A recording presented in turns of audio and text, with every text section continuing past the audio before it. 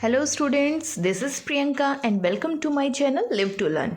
So today we will discuss the solutions of chapter Reaching the Age of Adolescence. Before that, please subscribe my channel and don't forget to press the bell icon. Question first is, what is the term used for chemical secretions of endocrine glands responsible for changes taking place in the body? जो chemical secretion endocrine glands करती हैं और जो कि body में बहुत से changes आते हैं जिनकी वजह से उस केमिकल सिक्रीशन को क्या नाम दिया गया है। उस केमिकल सब्सटेंस या उस केमिकल सिक्रीशंस को हम हॉर्मोन्स कहते हैं जो कि रिस्पॉन्सिबल होते हैं for different changes in our body. Next, define adolescence. Adolescence किसे कहते हैं? हमारी लाइफ का वह पीरियड जब हमारी बॉडी में डिफरेंट चेंजेस आते हैं जिन्हें हम फिजिकली तौर पर भी देख सकते हैं और वो चेंजेस लीड करते हैं हमारी रिप्रोडक्टिव मैच्योरिटी को, यानी कि उन चेंजेस के बाद हमारी रिप्रोडक्टिव मैच्योरिटी स्टार्ट हो जाती है और उसी पीरियड को हम एडोलेसेंस कहते हैं। और ये पीरियड 11 ईयर्स से 19 ईयर्स के बीच होता है जिसे हम टीनेज भी कहते हैं। Next, what is menstruation? Explain. Menstruation क्या है वो आपको एक्सप्लेन करना है। तो जो यूट्रस होता है आफ्टर रिप्रोडक्टिव मैच्योरिटी, यूट्रस अपने आप को प्रिपेयर करता है फर्टिलाइज्ड एग को नरिश करने के लिए हर मंथ, और इसी वजह से जो यूट्रस की इनर मेम्ब्रेन्स होती हैं जैसे एंडोमेट्रियम है वो काफ़ी थिक हो जाती है, और ताकि वो उसमें काफ़ी ब्लड सप्लाई हो और वो जो एम्ब्रियो उसमें इम्प्लीमेंट हो उसको नरिश कर सके, उसको न्यूट्रिशन दे सके। और अगर जो एग है वो फर्टिलाइज नहीं होता और यूट्रस तक नहीं पहुंचता तो जो यूट्रस की लाइनिंग है कुछ समय तक वेट करने के बाद वो शेड ऑफ हो जाती हैं, ब्रेक डाउन हो जाती हैं और ब्लड की फॉर्म में वेजाइना से फ्लो करती हैं। और इसी प्रोसेस को, जिसमें यूट्रिन की जो लाइनिंग होती है, एंडोमेट्रियम लाइनिंग होती हैं, वो शेडिंग होती हैं, इसी प्रोसेस को हम मेंस्ट्रुएशन कहते हैं, जो कि हर मंथ होते हैं। और ये जो मेंस्ट्रुएशन है ये स्टार्ट होते हैं at the age of puberty, यानी कि जब हमारी जो एडोलेसेंस एज है स्टार्ट हो जाती है, जब हमारे अंदर प्यूबर्टी आ जाती है तो उसी के बाद ये साइकिल स्टार्ट होती है और ये ऑलमोस्ट 45 to 50 ईयर्स तक चलती है। Next is list changes in the body that take place at puberty. उन बदलावों के बारे में लिखना है जो कि प्यूबर्टी यानी एडोलेसेंस एज के दौरान हमारी बॉडी में आते हैं। बहुत से ऐसे चेंजेस है जो हमें फिजिकल तौर पर दिखाई देते हैं और जो कि प्यूबर्टी के दौरान ही बॉडीज़ में आते हैं, जो कि हैं जैसे sudden increase in height.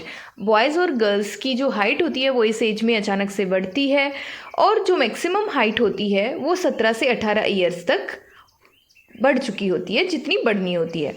Next है जो वॉइस होती है बॉयज़ की, वो थोड़ी हार्श हो जाती है क्योंकि जो उनका एडम सिपल है वॉइस बॉक्स उसकी ग्रोथ हो रही होती है तो वो थोड़ी सी हार्श हो जाती है। वहीं पर गर्ल्स की वॉइस श्रिल होती है यानी कि तीखी हो जाती है, थोड़ी सी तेज पैनी हो जाती है।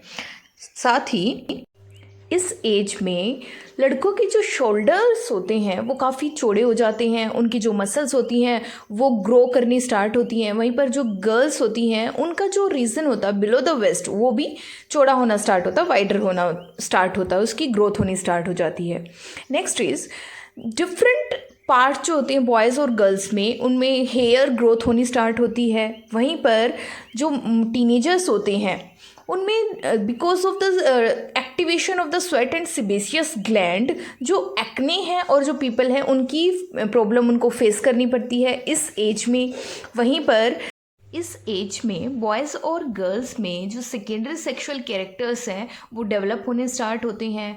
बॉयज़ और गर्ल्स में रिप्रोडक्टिव मैच्योरिटी आ जाती है और जो गर्ल्स होती हैं उनमें मेंस्ट्रुएशन स्टार्ट होता है और ये साइकिल 28 मंथ्स की होती है और 28 मंथ के बाद ये अपने आप को रिपीट करती है।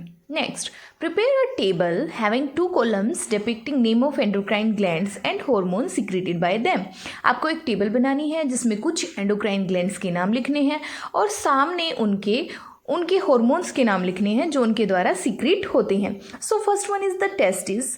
टेस्टिस जो होती है वो टेस्टिस्टेरोन सीक्रेट करती है जो कि एक मेल हार्मोन है। Second one is the ovary. Ovary estrogen को सीक्रेट करती है जो कि फीमेल हार्मोन है। Next one is the pituitary जिसको हम मास्टर ग्लैंड भी बोलते हैं और पिट्यूटरी ग्रोथ हार्मोन सीक्रेट करती है। Next is adrenal. एड्रिनल जो ग्लैंड होती है जो कि किडनी के ऊपर ही सिचुएटेड होती है, वो एड्रेनलिन हार्मोन सीक्रेट करती है। Next one is the thyroid. Thyroid हमारी नेक में होती है, वहीं पर thyroid gland thyroxine hormone produce करती है। Next one is the pancreas, और पेनक्रियाज रिस्पॉन्सिबल होता for the secretion of insulin. Next, what are sex hormones? Why are they named so? State their function. Sex hormone क्या होते हैं और उनको इस नाम से क्यों पुकारा जाता है और उनके क्या कार्य हैं? तो जो हार्मोन्स होते हैं, जो हमारे जो सेकेंडरी सेक्सुअल कैरेक्टरिस्टिक्स होती हैं, जो उनको कंट्रोल करते हैं, उनको सेक्स हार्मोन्स कहा जाता है, क्योंकि सेक्स हार्मोन सीक्रेट होने के बाद ही बॉयज़ और गर्ल्स में सेकेंडरी सेक्सुअल कैरेक्टरिस्टिक्स ग्रो होनी स्टार्ट होती हैं। और क्योंकि ये सेक्सुअल एक्टिविटीज़ को कंट्रोल करते हैं, इसीलिए इन हॉर्मोन्स को सेक्स हॉर्मोन्स कहा जाता है। और ये मेल और फीमेल में सेपरेटली ही सीक्रेट होते हैं, क्योंकि मेल में जो हार्मोन होता है दैट इज़ टेस्टोस्टेरोन, और जो फीमेल में हार्मोन होता है reproductive hormone that is estrogen. So function of male sex hormone, जिसको टेस्टोस्टेरोन भी कहा जाता है, क्योंकि ये सीक्रेटेड होता है बाय द टेस्टिस, और जो टेस्टोस्टेरोन होता है वही जो बॉयज़ होते हैं उनमें जो डिफरेंट सेकेंडरी सेक्सुअल कैरेक्टर्स होते हैं उनकी ग्रोथ में इंपॉर्टेंट रोल प्ले करता है। यानी कि जो सेकेंडरी सेक्सुअल कैरेक्टर्स होते हैं उनकी ग्रोथ होती है बिकॉज ऑफ द टेस्टोस्टेरोन, और वो कैरेक्टर्स हैं लाइक जैसे उनके फेशियल हेयर्स, लाइक मुस्टैसिस, बियर्ड्स की ग्रोथ होती है। और वहीं पर टेस्टोस्टेरोन ही बॉयज़ में स्पर्मेटोजेनेसिस यानी कि स्पर्म फॉर्मेशन को स्टिमुलेट करता है। वहीं पर function of female sex hormone is, जिसको हम फीमेल सेक्स हार्मोन को हम एस्ट्रोजन भी कहते हैं, और जो कि ओवरीज के द्वारा सीक्रेट किया जाता है, और ये फीमेल में होने वाले डिफरेंट सेकेंडरी सेक्सुअल कैरेक्टर्स को कंट्रोल करते हैं, क्योंकि इसी हॉर्मोन्स की वजह से गर्ल्स में मेमरी ग्लैंड ग्रो करती हैं, और जो प्रेगनेंसी होती है वो भी इसी हॉर्मोन्स की वजह से मेंटेन होती है। सो एस्ट्रोजन फीमेल की रिप्रोडक्टिव लाइफ में इंपॉर्टेंट रोल प्ले करता है। Next is choose the correct option. नीचे क्वेश्चन दिया गया है, उनके कुछ ऑप्शंस दिए गए हैं, तो आपको क्वेश्चंस के पढ़ के उनके राइट ऑप्शन को चूज़ करना है। जो कि क्वेश्चंस है, adolescents should be careful about what they eat, because जो एडोलेसेंट्स होते हैं यानी कि जो टीनेजर्स होते हैं उनको अपनी डाइट के बारे में केयरफुल क्यों रहना चाहिए, क्योंकि इस एज में उनके डिफरेंट जो कैरेक्टर्स हैं उनकी ग्रोथ होनी होती है, और अगर उनकी डाइट प्रॉपर होगी तो उनकी जो रैपिड ग्रोथ है वो बॉडी में हो सकेगी। So answer is second, that is proper diet is needed for the rapid growth taking place in their body. Next is reproductive age in women starts when their, womens के अंदर reproductive age start होती है जब, answer is menstruation start, यानी कि जब उसमें menstrual cycle begins हो जाती है तो ही रिप्रोडक्टिव एज वुमेन्स में स्टार्ट होती है।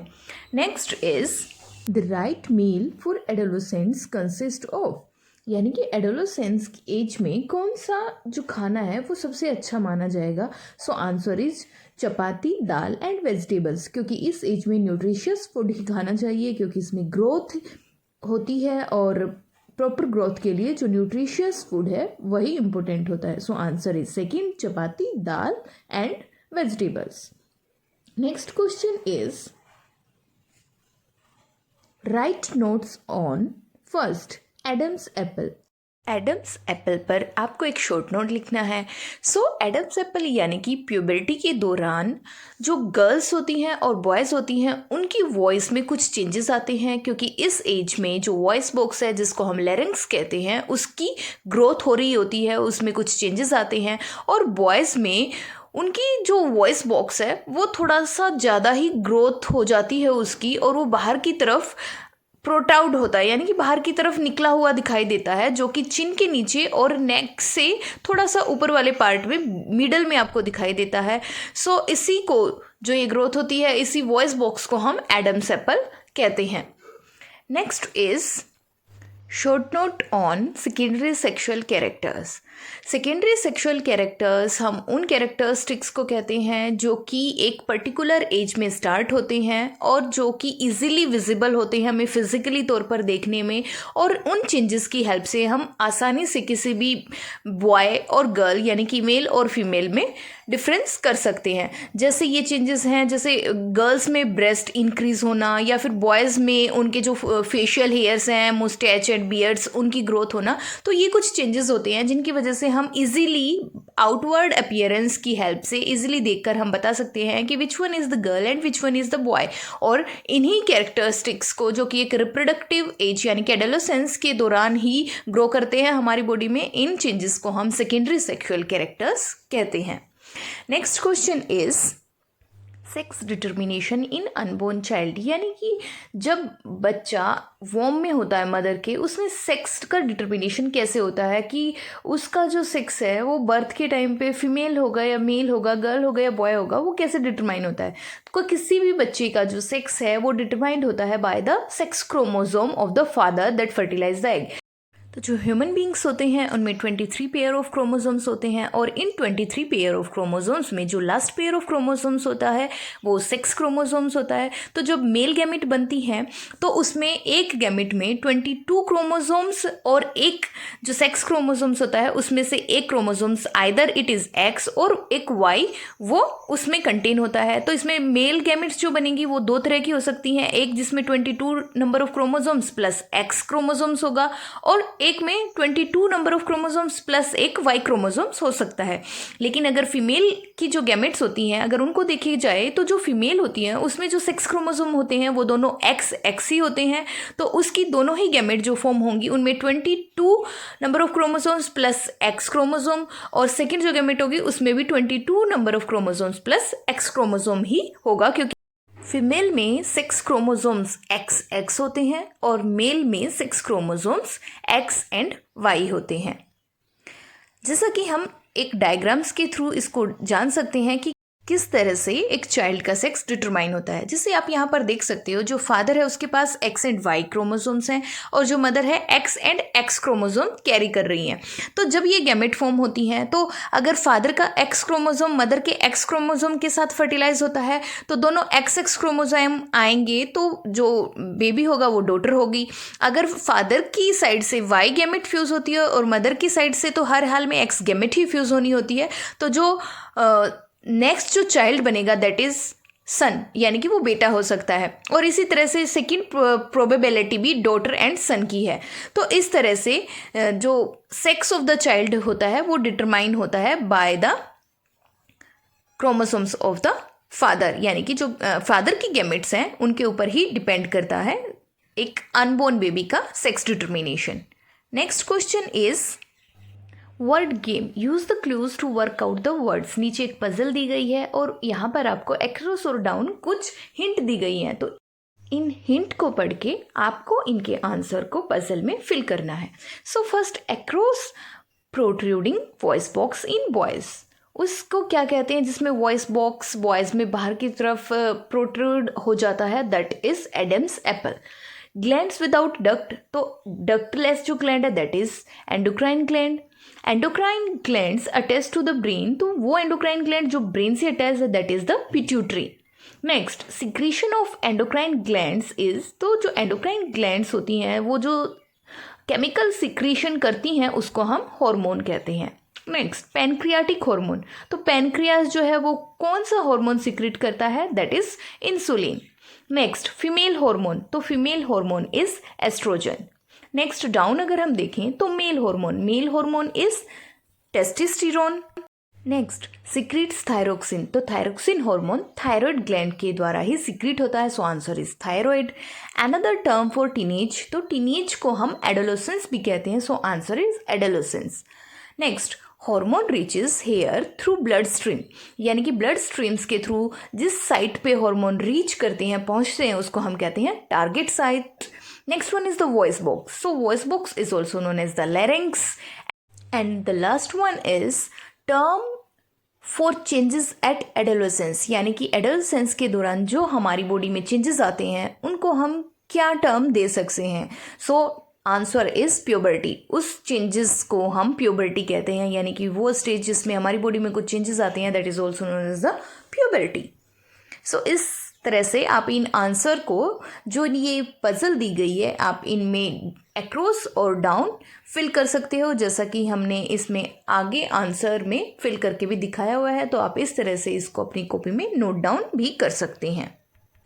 यहाँ पर अक्रॉस और डाउन जो क्वेश्चन पूछे गए थे, जो अभी हम ऑलरेडी डिस्कस कर भी चुके हैं, उनके आंसर्स हैं, और इन्हीं आंसर्स को आपको दी गई पजल में फिल करना है इनके नंबर के साथ। जैसे दी गई पजल में आपको सोल्व करके दिखाए हुए हैं, यानी कि इस तरह से आपको सेम अपनी कॉपी में भी इस पजल को ड्रॉ करना है और इस तरह से इसके आंसर को इसमें फिल करना है। Okay students, hope you understood the solution of this chapter. So please like, share and comment on the video, subscribe the channel and don't forget to press the bell icon. Thank you.